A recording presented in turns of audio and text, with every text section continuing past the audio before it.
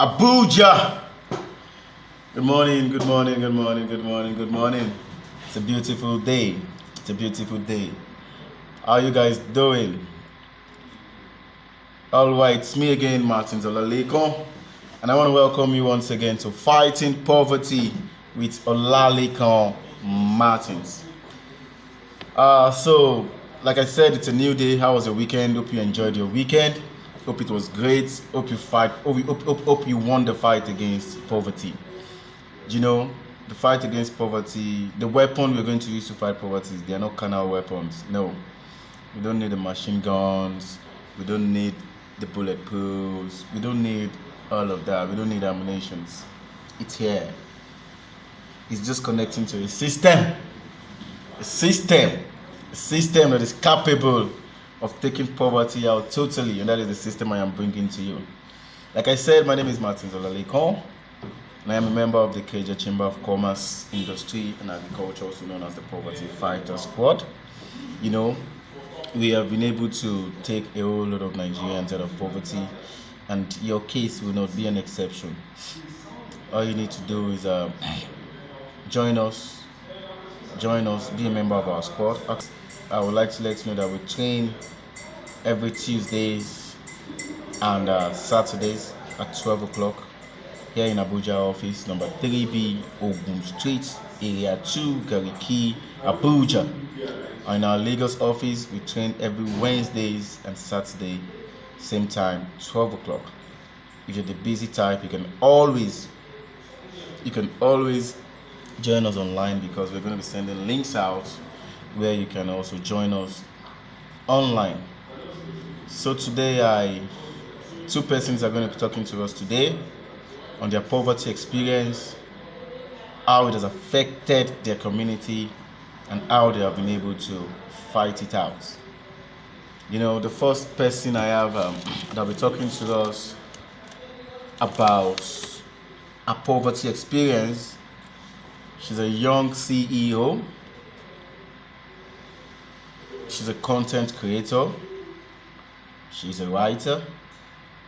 She hails from Imo State. And she's no other person but Miss Rejoice Febechukwu Amajoye. Miss Rejoice Febechukwu Amajoye. And also you're going to be hearing from another young CEO. She is the CEO of Ramsey Cute Collections. She's also going to be sharing a poverty experience and how it has affected her community, and also how she was able to fight it out. And here and where she finds herself today. So, like I said before we listen to what they have to say, I would like to encourage you, like my boss used to say, every morning when you wake up, you have two choices. It's either you go back to sleep, and dream your dreams. You know, we all have dreams. We all have achievements for the year. We all have goals that we have set for the year. You know, it's not a crime to dream big, but what measures are you putting in place to achieve those dreams? What system have you connected yourself with to achieve those dreams? You know, I don't think I need to convince you again. Like I said, we're a poverty fighter squad, and we fight poverty basically through agriculture. You saw it in my last video, my Lagos experience.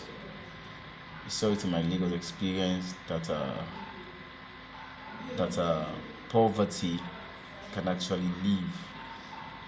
You know, you can live and not be poor. You can be in Nigeria and be rich without being a fraudster. All you need to do is just connect to a system that I'm telling you about. Just join the Poverty Fighter Squad. I showed you in my Lagos experience last week. How the chamber have been able to put food on people's table, you know, put money in people's pockets, made people car owners.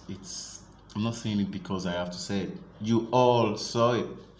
You saw it in my Lagos experience. And again, I want to appreciate every one of you, every of my fans, every lover of what we do. You know, for those of you that I want to appreciate every one of you that subscribed to our YouTube channel, the Poverty Fighters TV. Thank you for subscribing, and thank you for joining the fight against poverty.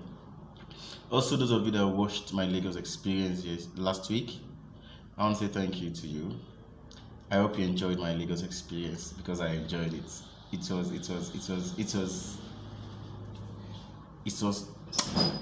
top notch.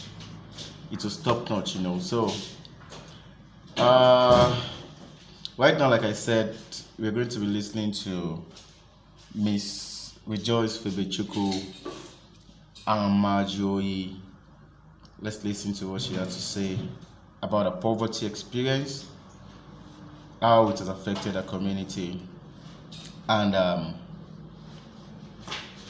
how she was able to fight it out. Once again, it's Fighting Poverty with Martins Olalekon. Enjoy.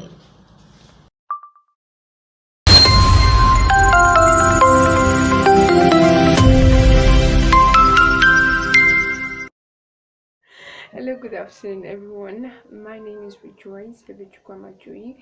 I coach young people majorly on personal development. I am a flexible public speaker and a writer, content writer, and also a business consultant with the Century 21 Freedom Group International. And right now, I want to share my experience, my poverty experience, and how it has affected my environment.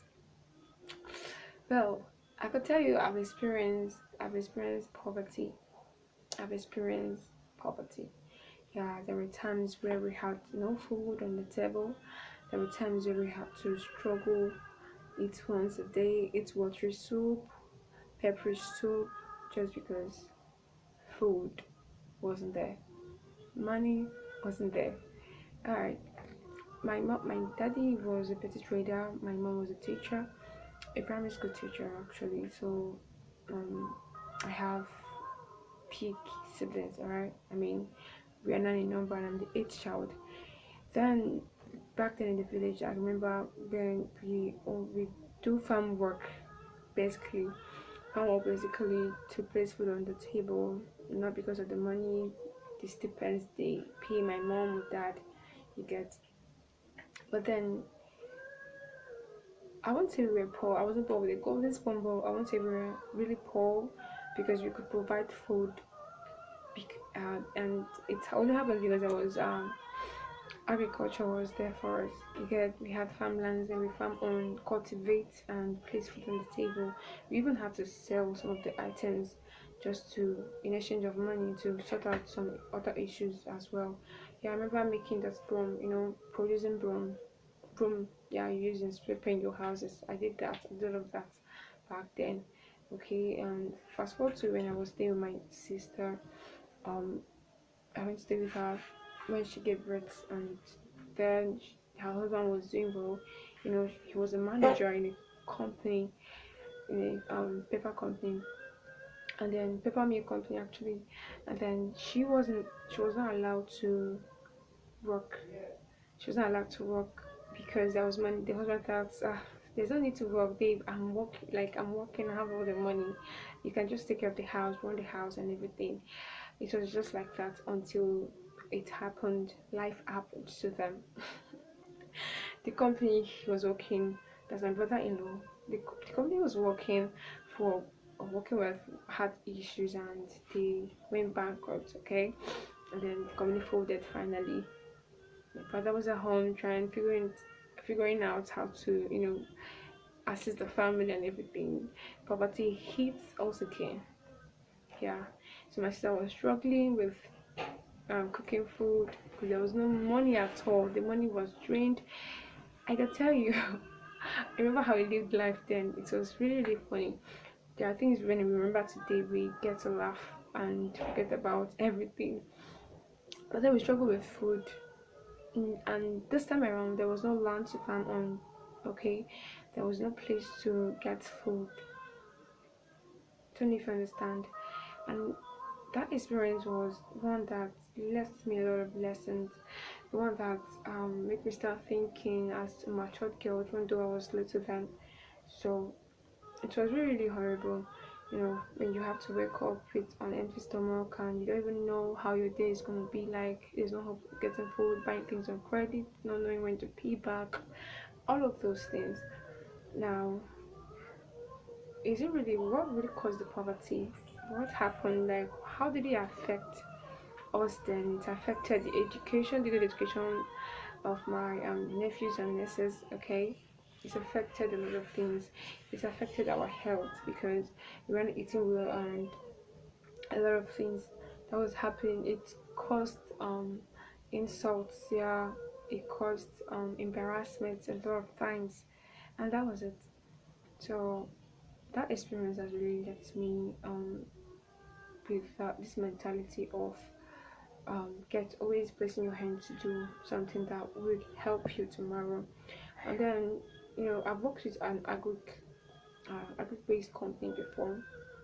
I still work with them up until now. So when working with them, there's this stores again. I remember when we were in the village, and we only survived on the farm produce, okay, and the exchange of goods and services like buying, selling food items and getting the money to sort out some other things. Now, in Nigeria today, most of the people they don't like agriculture. Agriculture is, I think, it should be the priority since this country is, let's say, the government are not really offering jobs sometimes. Okay, one person said, that is Mr. Mohammed, the author of Banker to Poor. All right, he said that people are not poor because um, they were lazy or they were stupid, because they literally did a lot of physical tasks. They worked all day long and everything, but it's because the company, the institution of the country has make them not to, realize or make them not to expand or widen their economic base. So this is actually what's happening in Nigeria today, where the company is no job, nothing, no white collar job. But that's what everybody wants to do. Nobody wants to soil his or her hands in farm work. Nobody wants to go to the farm. Nobody wants to be called a farmer. Especially, I can tell you, not even they're not even up to 1%. 1% of them, or yeah, they're not even up to 20% of people in Nigeria that would want to willingly go into agriculture full time, and without being ashamed of being called farmer and everything. So, and it's really pathetic. It's really pathetic when you see some persons suffering from lack of food, lack of money, and then they sit back still hoping on the government to provide jobs for them without thinking about or thinking of other alternative. Okay, so I've met several persons like that, alright, and it's very bad. So while working with them, like I was saying, I discovered that agriculture, which farmers are not, they're not looking for food to eat. They always have food, no matter how they try to exchange or sell the food items, the farm produce, and then get the money for something else. They are not looking for food to eat. All right. So if everyone in Nigeria, if let's say 50% of Nigerians would have maybe a farm where they cultivate for a few items, food wouldn't be a problem. All right. So I think that's my own thoughts about agriculture. It's something that young people are running away from and ending up being poor, being broke all day long, still hoping on the same government who doesn't have job for them. Okay, so that's how it feels sometimes.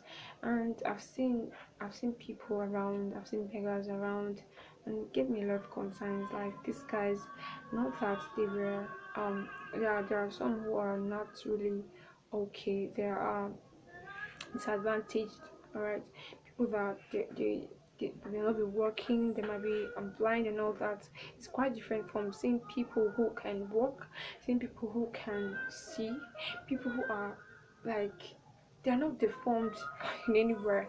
They can walk with their legs, they can see with their eyes, and how? Why are they on the streets? Many of them you see them with their children, like little children. You can see girls of 6 years, 5 years on the streets begging with their mother, and it kept me left me thinking. You see that there is nothing else you can do. You see that okay, fine. Even if you're not well, okay. Even if you're looking for food to eat, can't you at least get a job to do? Not in the white collar job. Can't you get something to start up selling pure water on the roadside? So it pains my heart seeing those persons around. Poverty has actually affected my environment in so many ways.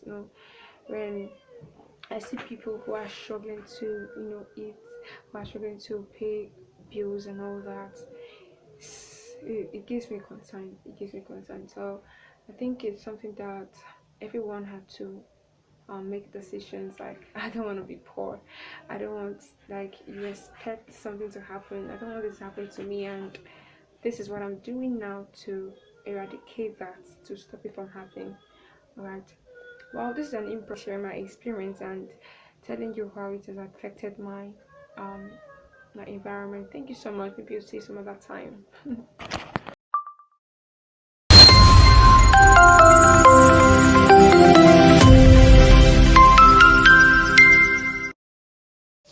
All right, guys. So we've all heard from Mr. Joyce Fibechuku and how she have been able to fight out poverty in our environment. But then, like I was saying, the fight against poverty is not an easy fight. It's war. It's war. From our story, you can see that money was not there, and and our parents are still seeing. From what she said, they're still seeing farming, agric as a way of life, not as business. That's why they just go farm for them to just have something to eat. And from what she said, the whole poverty thing affected her education. She really did not go to the best schools. It also affected her health too, because there was no money on land. So there was no money on ground. you know. But then, thank God how she have been able to fight it out, how she have been able to put herself in a place where it's more comforting and comfortable. So, yeah, before we hear from the CEO of Remzi Cute Collection, Mrs. Lekun Olushola, let's go for some commercials. We'll be back to listen to Mrs. Lekun Olushola. Yes, it is Fighting Poverty with Martins Olalikon. We move.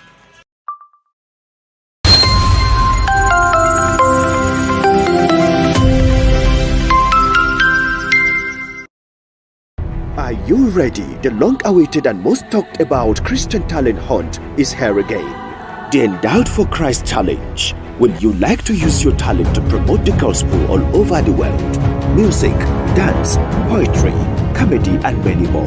To participate, do a video of you performing your talent and send on WhatsApp to 070-5144-0158. A link will be sent to you after it's uploaded. Share that link with family and friends. The top 5 most liked videos qualify for this month's live performance, holding every last Monday of the month, with the winner going home with the sum of 100,000 naira. Your entries can start coming in. His banner over us is love.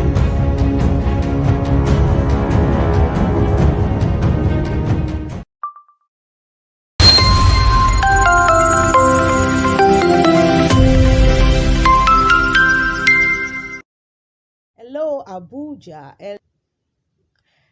Hello, Abuja. Hello, Nigeria. I am happy to be here today. My name is Remile Martins Olushola. I am used to, hyping myself. But when I want to do that, I do that in Yoruba language. Do you understand? Because I am actually from Ogun State. They call me Omo Agunta Sholo, Omo Owowu Ajoye, Ojoye Koye Owenije, Omo Layeni Biade, Omo Tifolo Arige, Omo Sobirera Jojoye, tó wá lọ lọ́kọ nílùú Ògbómọ̀ṣọ́, Ògbómọjúgun, Ògbó ọmọ Àfògbójà níbi tó ti ń jẹ̀ka, tó tún mú kan yanganle.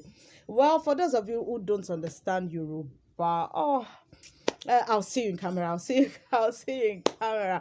All right. Today I am on a beautiful show with Olalekan Martins with the Poverty Fighter Squad.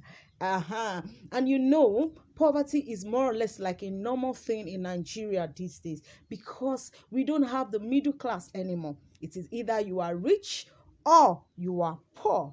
Now, we all know some people will say poverty is a disease. Is it true? It is actually a disease. I am telling you, poverty is a disease. But according to the Englishman, they say poverty is lack of funds. Either you have it little or you don't even have at all. Some people don't even have. You know, in Nigeria, you are either poor or rich. There is nothing like you have small.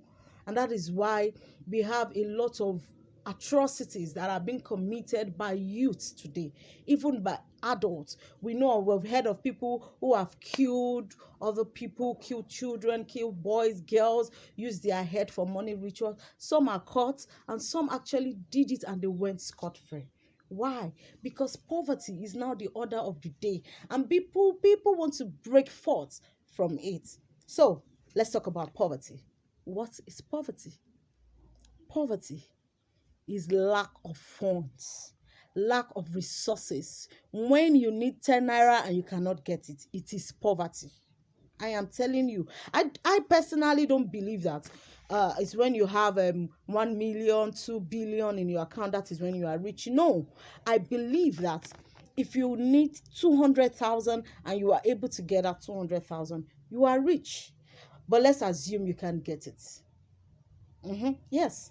How do you get out of that state? How do you leave that state? There are so many things that causes poverty. Some will tell you, my father was poor, and my father, before he died, he was a very poor man. So how do you want me to break forth from poverty? Some will tell you, people have so many excuses. And that is why we have a lot of causes of poverty. Number one is lack of education.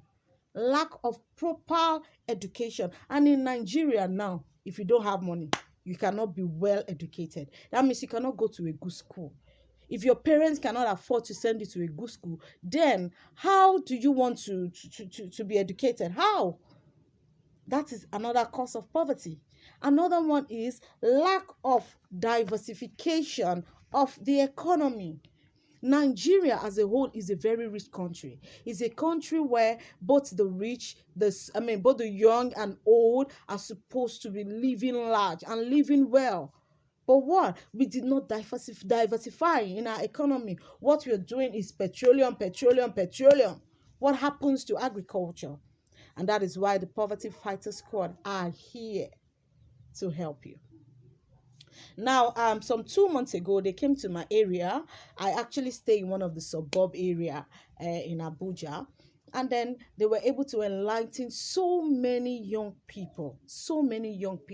You can imagine a graduate of just 2 years. A graduate of 2 years is getting a job offer asking for 10 years working experience. How now? Where do you expect that person to get it from? But in a situation where you are self-employed, where you can actually use the little you have, you can commit it, and at the end of the day, you'll be okay financially, and you'll be able to get food to eat. There is an adage in my place that says, when you are no longer hungry, that means when food is no longer when it's no longer a problem to you, you are no longer poor. Because you are full already. So you will have the strength to do whatever you want to do. But in a situation where you have not eaten, how do you want to think straight? No, tell me now. How do you want to think straight? But the Poverty Fighter Squad, they are farmers. Mechanized farmers. You don't have to be there. You don't have to go to farm. You don't have to go and water. You don't have to go and weed. All you need to do is register with them with a token a token, a very small amount of money, and at the end you will benefit both financially and you have food stuff.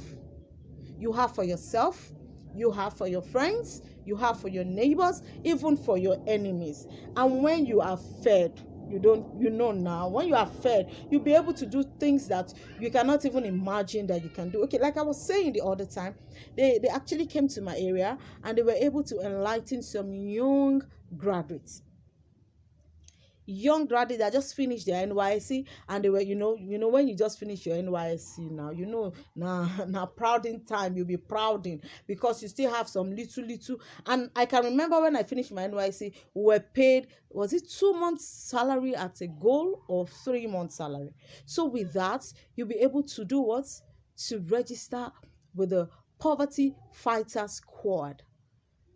Poverty Fighter Squad. In case you have not heard about it, this is an opportunity I am giving you to hear about them. Poverty Fighter Squad is in collaboration with the Industry of Commerce. I tell you, you won't regret it. You have to do what? You have to fight poverty. Fight it to the least. I am not among the people that says, don't worry, God will do it. I know God will do it. But as a human being, you have to do what? Play your part. Play your part. How? By joining the Poverty Fighter Squad. Be a registered member, and you have a lot of good things attached to it. A lot of benefit is attached to it. You will be seeing their social media handles, phone numbers that you can reach out to anybody as far as the person is a poverty fighter. Remileko Martins is a poverty fighter. Do you want to be a poverty fighter? Let us come together as one and fight poverty. Poverty, let us fight it to the end. Let us fight poverty in Abuja. Let us fight poverty in Nigeria. And let us fight poverty in the world at large. There are a lot of people in other countries that are enjoying. Why? Because their government is providing the basic amenities, little things. Okay, now let's see. In 2020, during the coronavirus pandemic, a lot of people starved. When I mean people starved, people really starved. There was no money. Is it not when you have money that you remember that you have not eaten rice? People starved. In fact, the rate of hunger increased, I won't say double, more than double in Nigeria. More than double in Nigeria. Our government is not doing anything. So let us do something. Let us be the one to encourage them if they are not doing. Are you ready? The long-awaited and most talked about Christian talent hunt is here again. The Endowed for Christ Challenge. Would you like to use your talent to promote the gospel all over the world? Music, dance, poetry, comedy, and many more. To participate, do a video of you performing your talent and send on WhatsApp to 070-5144-0158. A link will be sent to you after it's uploaded. Share that link with family and friends. The top 5 most liked videos qualify for this month's live performance, holding every last Monday of the month, with the winner going home with the sum of 100,000 naira. Your entries can start coming in. His banner over us is love.